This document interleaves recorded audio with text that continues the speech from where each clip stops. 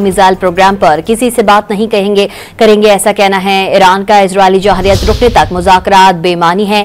ईरानी वज़ीर ख़ारजा ने मजीद कहा, इजरायली जुर्म में शरीक अमरीका से बात के लिए हमारे पास कुछ नहीं, कुछ ममालिक के राबता करके सफारतकारी की तरफ लौटने का कहा है।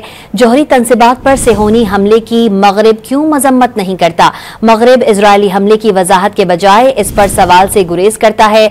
जहरे इजरायल के पास मगरिब की बिला जवाज हिमायत क्यों है? धमकियां देने पर अमरीका का इजरायल के साथी समझते हैं।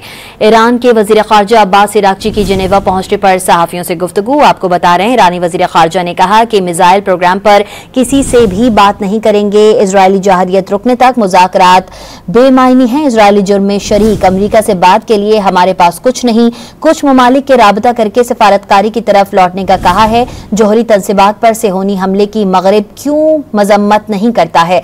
मगरिब इजरायली हमले की वजाहत के बजाय इस पर सवाल से गुरेज करता है। जौहरे इजरायल के पास मगरिब की बिला जवाज हिमायत क्यों है?